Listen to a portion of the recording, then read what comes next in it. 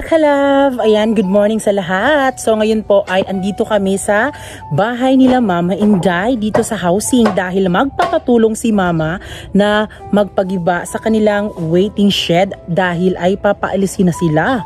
Ayan. So kung nakikita nyo po yung bahay na dyan, papaalisin din yan. Sayang, di ba, maganda naman sana yung, maganda pa naman yung bahay, pero papaalisin sila. Ayan, tapos dyan. So, nung hindi pa ito nabakod mga ka-love, ay talagang alam na po namin na hindi siya pwede kasi wala namang sinabi na kailangan or pwede siyang inano.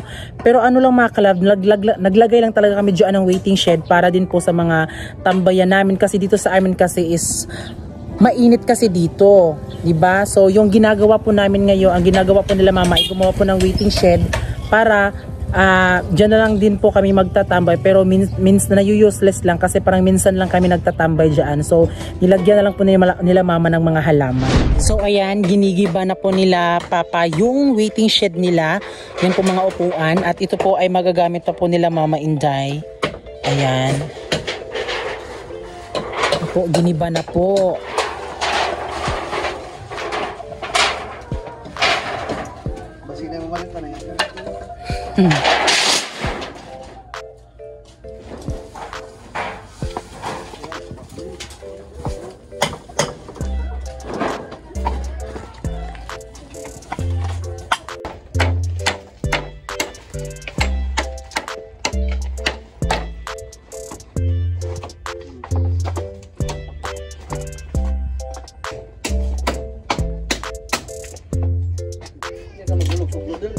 So ayan po, meron pong bagong binukod dyan na bahay. So papaalisin din sila dyan.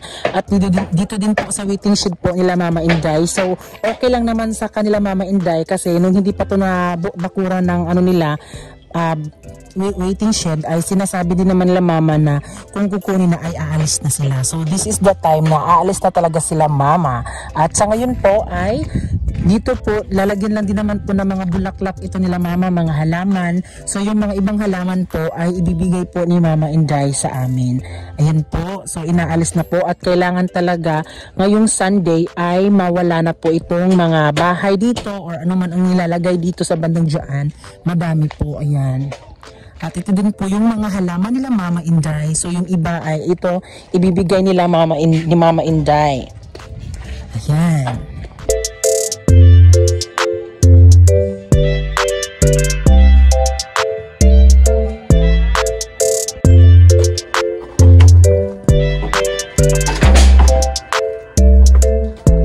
So yan mga ka-love, base po sa na-experience namin, so ilang beses na po kaming nagibaan ng bahay. So nung una ay nag-ano kami doon sa Barangay Santo Niño, Magallanes, Agusan del Norte. So doon kami tumira sa Baybay. So doon po may bahay kami doon at pinaalis kami giniba dahil gagawin daw pong dike pero wala naman po nangyari. Kaya andito kami sa housing sa Caloocan, Magallanes, Agusan del Norte. Instead na na-demolish kami, so kami na lang po yung naggiba kasi ang pangit naman siguro or masakit sa damdamin kapag ibang tao po yung naggiba. At doon naman na-experience na naman namin doon sa bahay nila Francis noon giniba din dahil hindi din sa kanila yung lupa at ito din naman pangatlo po hindi din ila Mama tong lupa to.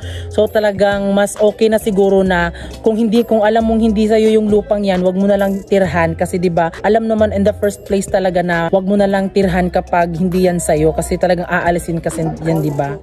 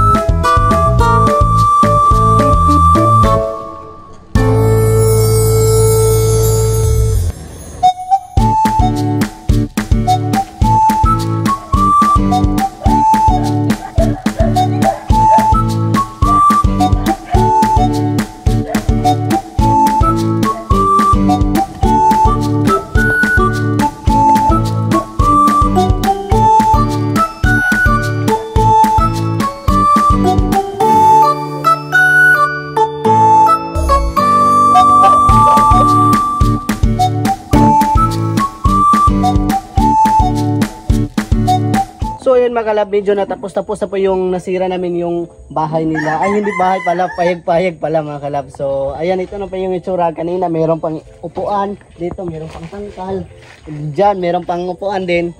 So ayan na po, meron na kaming kahoy dadalhin doon sa bahay.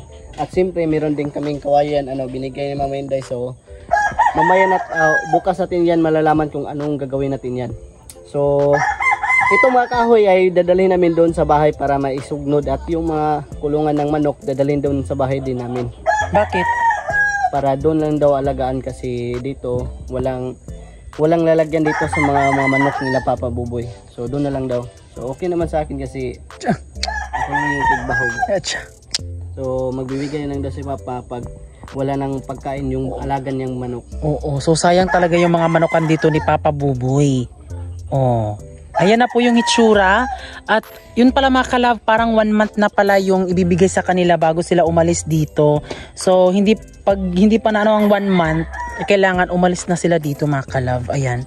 So yung mga bulaklak ni Mama Inday. Ayan. So yung ibang bulaklak po ay nandun na po sa bahay, at meron pong ibibigay na naman si Mama Inday dito. Ayan, ito ay pangdagdag po na ilagay namin sa aming bahay. O diba, ang ganda mga kalabo, ang syala. Ayan, so siguro balak naming magpagawa ng ganito din mga kalab, same kila Mama Inday, lagayan po ng mga halaman. So talagang mahilig po si Mama Inday ng mga halaman mga kalab, no? So meron na din po kaming kahoy sa bahay. Ayan, wag muna tayong magasul-gasul kasi mga kalab, parang ang sakit sa bulsa magbili ng gasol. Ayan, meron na kaming kahoy sa bahay. At syempre din, ayan po, ibibigay ni Mama Inday yan. Charagani. Okay na mo So ayan, yung bulaklak ni ay halaman ni Mama Inday. Sa imo man ang kuan ma. Hindi na lang buhay na. Dili ko din siya mabutang dito. Butang diha iya. Butang dito sabi nagay katalisay. Dito sa ni butang. Ay o katong ko At alam nyo ba yung halaman po dito ni Mama Inday ay ninakawan talaga, no? Ayan, nawala po yung halaman dito ni Mama Inday kasi ninakaw talaga. Ang ganda So ayan, yung mga manukan po ni Papa Buboy ay doon muna namin ilalagay sa bahay po. At talagang gusto din naman ni Francis. Ayan. Talagang nabubuhay talaga ang dugo ni Francis. Bino? Sigat na lang.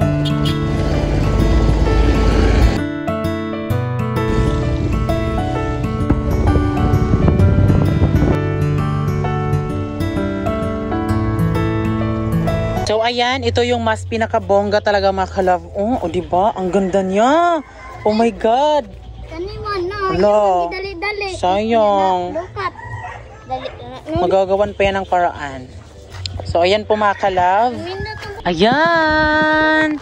So dito natin muna to ilalagay. So temporary lang po iyan. Ayan. Yang halaman na yan ay mag-aano talaga sa init. Lalaban yan sa init. Yan, ang ganda.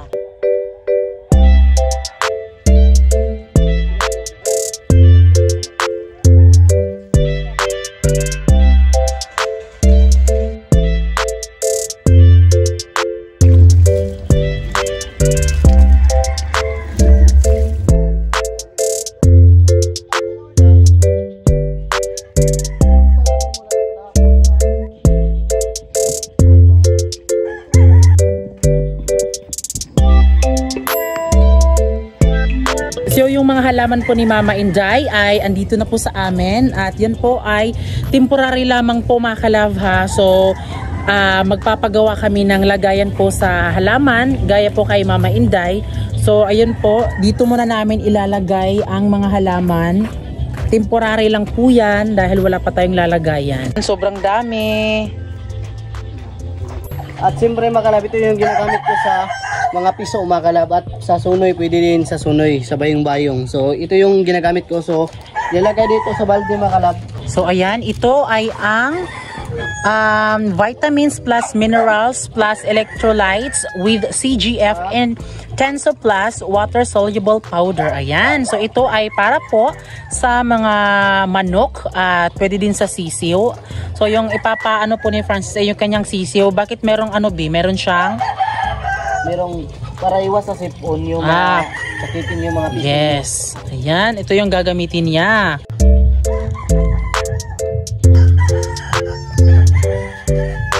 So parang magic bee, 'di ba? Kulay yellow siya mga kalab, pero pag hinahalo-halo siya, magiging kulay sky blue po siya, Bino.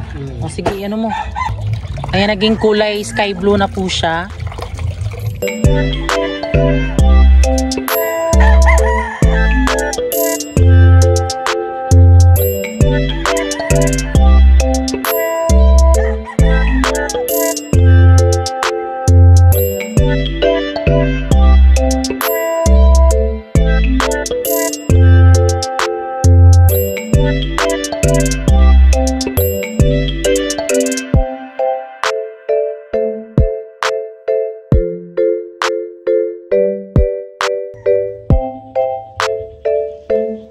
Dati ang bahay wala siyang halaman, kaya parang pangit siyang tignan.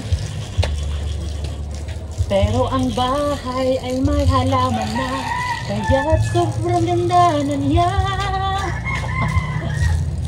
Diba? Yun sir, ano mo yun?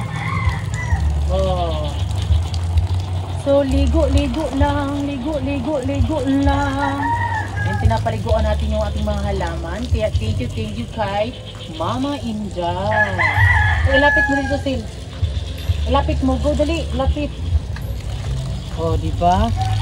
Pinapaliguan natin. Yan, ligo-ligo lang sila. So, yan ay hindi sila mamamatay kapag palaging dinidiligan. So, thank you kay Mama Inday.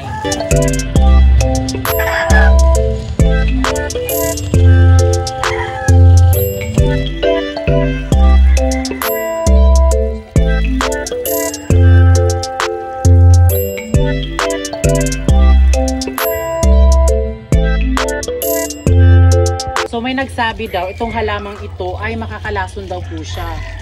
Makakalason po ba yun? Wala din naman sinabi si Mama Inday. Tapos kung makakalason po ito siguro, ay sana hindi na lang ito kinuha, diba? Pero salamat pa rin sa mga nag-comment na nakakaano daw itong halamang ito. At least na aware kami.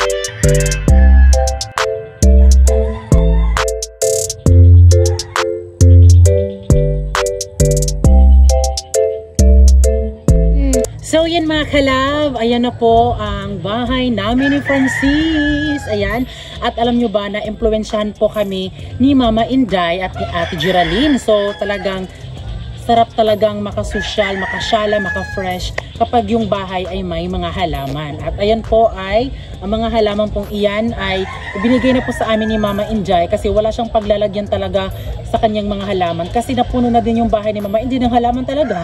Yun po, kaya yung iba din minsan ay ninakaw din po. Ayan, so nanakawin din pala yung mga halamang yan.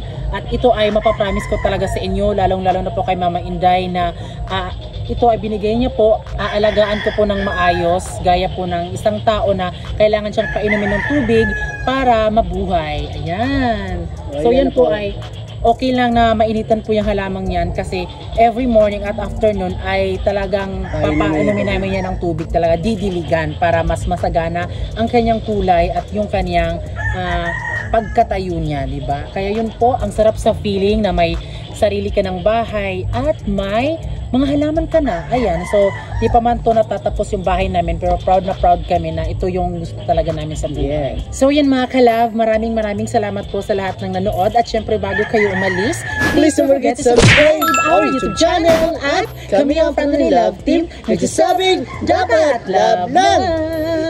Love lang!